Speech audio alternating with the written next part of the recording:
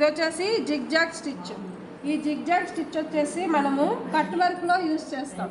Cut work కుట్టడానికి zigzag stitch use చేస్తాం. ఈ జిగ్జాగ్ కుట్టడం వల్ల చెయ్యి మనకి అన్ని పక్కల తిరిగే అలవాటు వస్తుంది.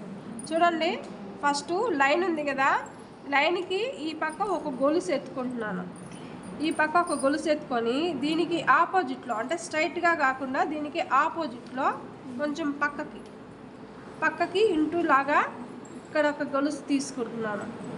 ఇటు నుంచి ఇక్కడ గొలుసు తీసుకొని మళ్ళా కిందికి ఒక గొలుసు తీసుకుంటున్నాను. మళ్ళా ఇటు నుంచి పైకి, తర్వాత అటు నుంచి కిందికి, తర్వాత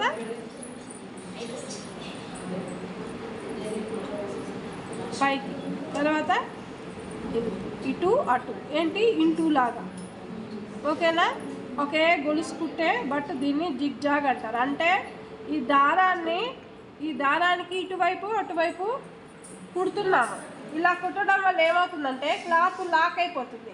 మనం కట్ వర్క్ చేసినప్పుడు కాలుస్తామన్నమాట.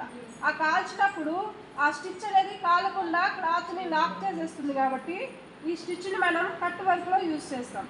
అలాగే ప్రాక్టీస్లో చెయ్యి అటు ఇటు తిరగడం కోసం ఈ కుట్టిలా కుడతాం. ఓకేనా?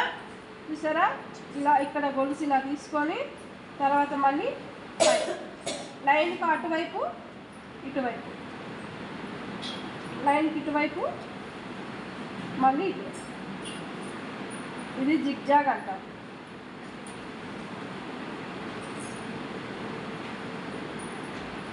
ఇలా కుట్టడం వల్ల మీకు చెయ్యి బాగా తిరుగుతుందమ్మా, ఇటు సైడు అటు సైడు. ఓకేనా? ఇది అన్ని డైరెక్షన్లు కవర్ చేస్తుంది.